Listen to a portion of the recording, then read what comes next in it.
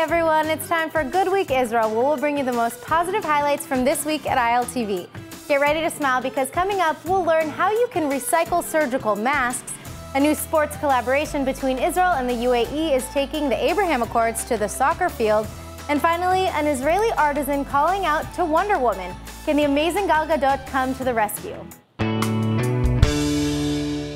Israeli development of a coronavirus vaccine is progressing on schedule. The Israeli Institute for Biological Research, or IIBR, confirming that Phase 1 human trials for the vaccine will begin in November and will continue through to the spring until receiving approval for use.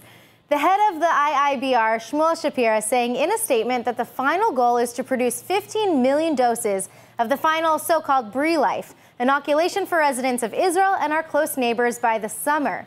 Still, the IIBR, an organization under the umbrella of the Defense Ministry, is far from a final product, with Phase 1 trials set to start with just 2 participants, growing to 80 over the month of November and then again to 960 over December. Then finally, at the same time, should another vaccine beat IIBR to the punch, Israel's also in talks to acquire those drugs. Several dozen vaccine candidates around the world are also already in clinical trials, 10 of which are in advanced Phase 3 human trials involving tens of thousands of participants. Wondering how you can recycle all those used surgical masks you've been wearing against coronavirus? Well, it turns out they're the perfect answer for growing seeds, cuttings, and bulbs. That idea comes from Pablo Cherkassky, director of the KKL-JNF Jewish National Fund's Gilat Tree Nursery in southern Israel. There has been a dramatic uptick in the littering of masks, and the JNF are suggesting repurposing them for something productive. If any of you decide to plant a seedling with your leftover mask, please make sure to take a picture of it and send it to us at info@iltv.tv. Your tree just might make it onto TV. And an Israeli researcher and a group of interdisciplinary scientists at Cornell University have now just revealed a new method for brain imaging. And of course, it's based on our old friend, the zebrafish. You may already know that the Israeli researchers use zebrafish in cannabis research, and now the fish are being studied in efforts to better brain mapping technologies. And there's a good reason for this. As the researchers explain, the zebrafish are a great standard model for vertebrate brains, as all vertebrate brains are essentially the same in terms of basic structure and function. So what's this new method? Well, plainly put, specialized lasers are used in extremely short pulses that interact with the molecules in the brain and scatter light from other tissue layers. So essentially, as Jerusalem College of Tech professor and research collaborator Dr. David Seinfeld puts it, we can now shine a laser beam through fish scales and still see the neurons behind them, creating a very high-resolution image even deep within the brain. And this could be a game changer in the field of neuroscience. And next, ILTV went to check out one of the trendiest neighborhoods in Tel Aviv, Neve Tzedek. Watch this.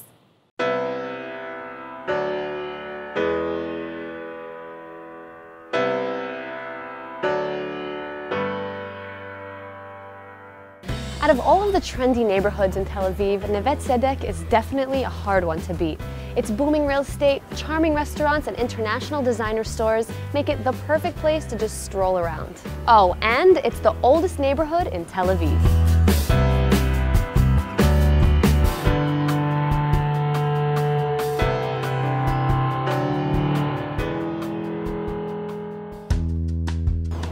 Neve Tzedek is really like a mini oasis in the middle of the hectic city. I mean, it doesn't look like any other area in Israel. As beautiful as it is today, this small district in between Jaffa and the bustling Tel Aviv hasn't always been this popular. And today we met up with local tour guide Shifra to teach us all about it. We have to understand that this neighborhood was actually the first Jewish neighborhood that was established outside of Jaffa. Jaffa was a city that was surrounded by walls, so it was very limited in terms of expanding. As the port city became more and more busy and overcrowded, living conditions were increasingly difficult. This prompted the establishment of a completely new city outside the Jaffa walls. We are talking about a group of 60 Jewish people that established their life here in 1887 for the first time. That's it? It started out with only 60 people? Basically not people. We're talking about 48 families to be in specific. While most new Jewish communities focus on building a synagogue first, here the developers opted to instead start with a teaching academy where the Suzanne Dalal Center stands today. They were focusing on the future. They were focusing on, the new generation. They were focusing on education, and they brought teachers that were coming from all over Europe to teach the girls over here. It's crazy to think that such a flourishing city started with just 48 families. It is. Right? Yeah. Well, basically, when we speak about this neighborhood, it was a neighborhood that was still connected to Jaffa. Tel Aviv was not yet established. Wasn't even in the plan yet. Exactly. And while today his name is mostly synonymous with the main street, Aaron Shalush was once a major figure in Jaffa's Jewish community. In the early 19th century, he was the first to buy land outside of the city's walls. So here you can see it's a very big home that he owns. This was his own private house? This was his own private house. Today, the Shalush home is undergoing restoration and will be ready in just a few months. We have to remember that in those times, in the end of the 19th century, all of the other houses in Neve Tzedek are built as one-floor structures. Wow, this is nice. Yeah. There's a lot of artwork going on here too. Lots of designers and trendy shops that are coming to Neve Tzedek because it is such a beautiful place that has such a unique atmosphere. Love it. You can walk around here for hours.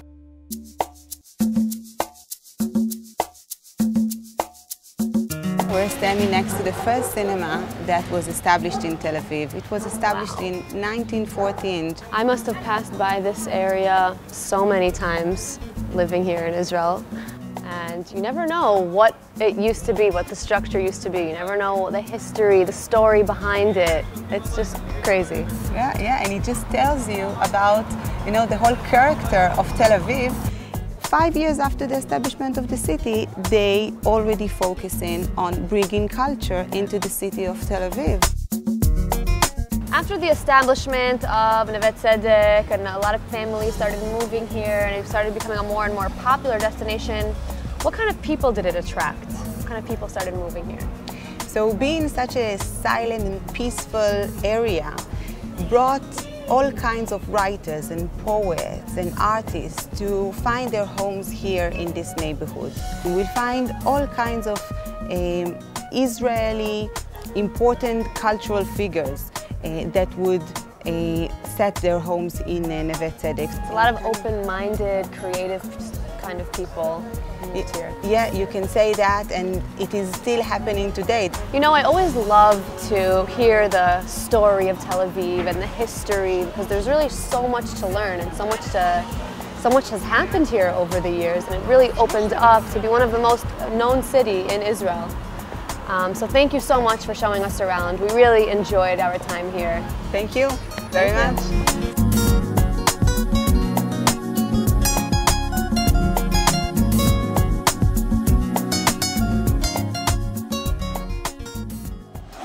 And now let's take a look at an ILTV interview with Anat Harel on the discovery of a 1,700-year-old foundry stone.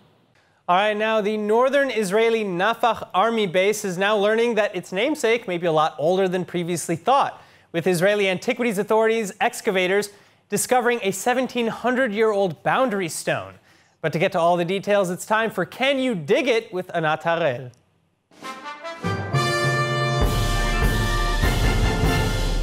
Anat, I love that introduction. Thanks for being with us. How are you? You're welcome.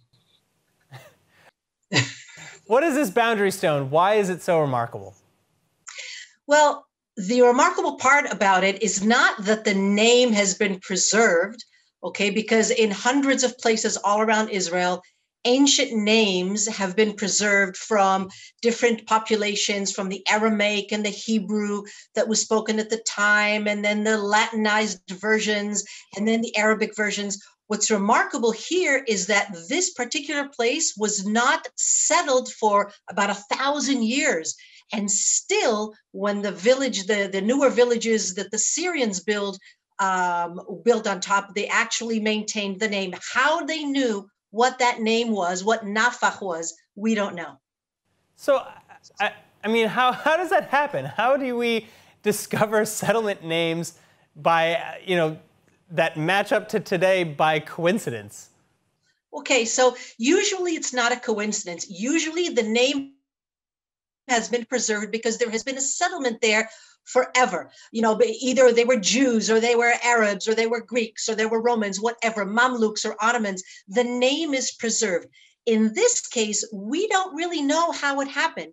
The last time this place was settled on the Golan Heights was by the Mamluks, and the Mamluks had an inn there. It was like a caravansary, a place on the road. The roads were very, very important at the time, the ancient roads that went from Damascus, from Mesopotamia over to Egypt and so forth.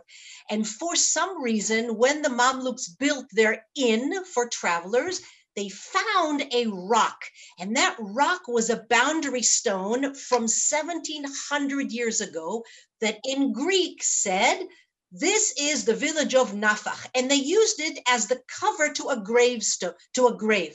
And the archaeologists discovered it now. They discovered it as the cover of a grave, but it had an inscription on it from 1700 years ago. So the Mamluks, who built this in the 13th and 14th century, didn't really know what it was. They found it, and it was a reuse of a stone that they found.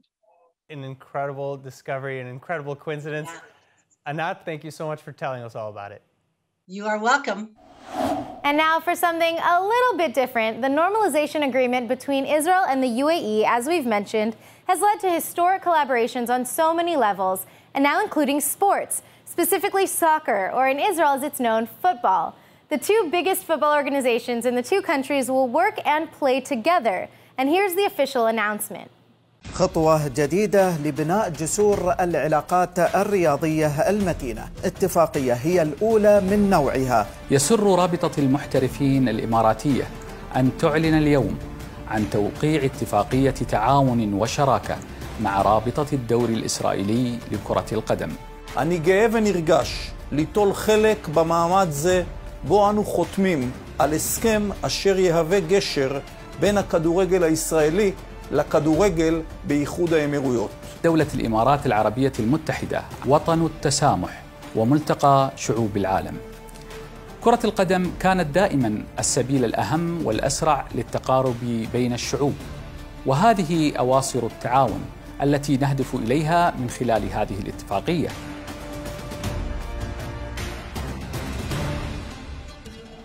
"2020 is all about adapting the way we live to the new norm. Now, an Israeli agri-tech startup doesn't think we need to drive all the way to the country to get some good, fresh vegetables. The company Vertical Field has created vertical farms for urban environments, allowing for fresh produce to be grown in cities. These upright, sustainable farms were developed in the Ra'anana-based company through the use of geoponic technology, agricultural expertise, and smart design. This is especially useful in urban food deserts, which are often lacking in available space for crop cultivation. Actually, for those of you in Israel, you can head to the Tel Aviv port to see the veggie wall for yourself and maybe take a few selfies. Are you a lover of Greek food? Well, this next place then is for you. Check this out.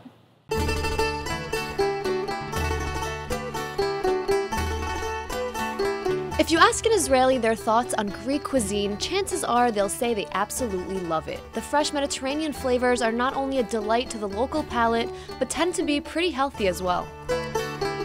Right across from Tel Aviv's famous promenade sits restaurant Yasu, where the party goes on all night. All the concept of this restaurant is like a happy restaurant with Greek style. Very nice atmosphere. We have singers, we have Greek band, performing here almost every day.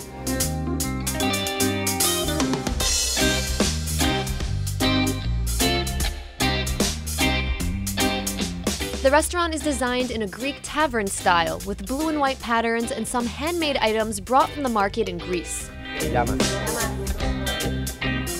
Restaurant owner Aviv Moshe is renowned for his other elegant and rather impressive restaurants in Tel Aviv. Restaurant Mesa, where they serve nothing less than top-tier dishes in an exquisite atmosphere. And Restaurant Quattro, serving a fusion of Italian and Mediterranean cuisine in an upscale setting. Aviv, what are you going to prepare for us today? אוקיי, אנחנו נכין מנה של סופלקי, שזו מנה מאוד מאוד קלאסית של היוונים, ושם קצת אורגנו. פה יש לנו תערובת, סימן, מה יש לתערובת? סימן... נמצא איתנו פה סימן, שהוא השף של המסעדה. יש לסימן בידיים טאץ' מאלוהים. Chef Simon is Aviv's right-hand man. Having worked with him previously at his other restaurants, Chef Aviv decided it was time for him to be the executive chef here at Restaurant Yasu. וזה היה ברור שזה האוכל שהוא הכי מחובר אליו, וזה היה פשוט מאוד. We have just one problem, just one. My football team is Betar Yerushalayim, it's the yellow. And this guy, it's the Apol, it's the red. This is... but everything is okay. So as you can see, there's a light and fun family kind of vibe among the staff here at the restaurant. So who is the one who created the menu? בואו, הייתי במיקונוס, אני חושב, מעל 25 פעמים. אני חושב שזה אחד המקומות הכי טובים. אני חושב שאלוהים בנה את המקום הזה בשבילו. His love of Greece has brought him back time and time again, and his experiences there have inspired new and innovative Greek recipes. פה אנחנו מניחים טחינה של חצילים שחורים על הבצק. השיפוט של הסופלקי, שמנו אותו על הפלנצ'ה, על הגריל והתנור.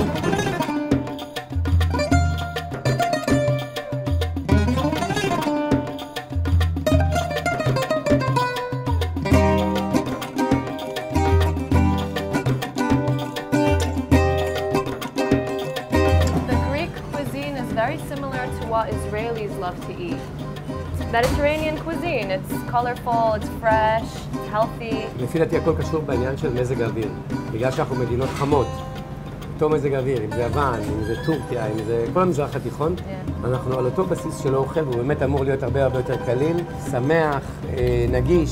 So first of all, everything here looks phenomenal. Thank you. Looks absolutely amazing. I don't even know where to start. There's so many great things on the table. Here we have artichoke, roast artichoke with a fondue of blue cheese, a little bit nuts and dry tomato. This dish is sashimi in the interpretation of Greek cuisine with yogurt and tahina and a little bit dry lemon. I see all of your dishes has not less than like 7 ingredients in it. A lot of things going on in each dish. I tell you, I like the color, I like the texture. I like some surprise with the dish.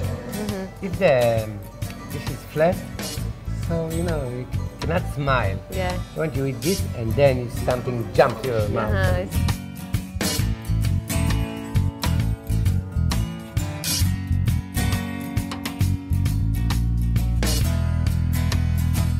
Israeli and Greek are very similar people. In the culture, they like to be happy, enjoy life, drinking, a lot of uzo, good food.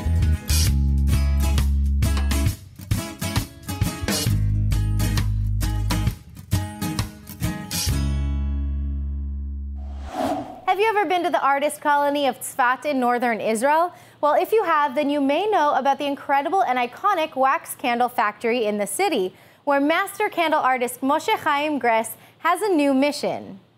Now, Gress has been an artist for Tzfat's iconic candle factory for over 21 years, and he's behind some of the most famous pieces in the shop, including candle sculptures of Noah's Ark, Samson, and David and Goliath scenes, all made out of wax. But now he has a new project, Havdalah candle swords, some of which include candle lightsabers, the candle sword of Gryffindor, and now the iconic Wonder Woman sword. Gress's only question that remains then is, will Israel's Wonder Woman Gal Gadot accept her sword? Shalom, I'm Moshe Chaim of MC Levy's Candle Alchemy. For many years now, I've been the world's only candle sculptor and maker of Havdalah candle swords. A Havdalah candle sword is a handle that has a replaceable blade, which is a candle. This one is a katana, and can be used for making Havdalah epic again. This one's for Hanukkah. It's a Maccabi sword. Here is a lightsaber from Star Wars. Here is the sword of Gryffindor from Harry Potter. Very long. And most importantly, I've been trying to get this to Gal Gadot. It's a Wonder Woman sword from the movie, The Sword of Athena. I would love to get this to Gal Gadot. I would love to see a photo of her doing Havdalah. And lastly, let's look at ILTV's interview with Yoad Lipsy on the benefits of smart funding. Take a look. Well, this next topic is for all of you investors looking for opportunities specifically in Israel's startup nation. Smart Funding is an Israeli company that provides a smart and easy way to support Israel's economy. They handpick and vet each company, doing all the hard work so you don't have to. It's a surefire way to reduce investment risk by providing you with the startup nation's top shots in the game. Now, here to talk more about it is Yoad Lipsy, manager of Smart Funding's investor community. Thank you, Yoad, for joining us. Thank you for having me. So we've spoke in the past about, different companies Smart Funding is working with, but now I want to talk about Smart Funding itself.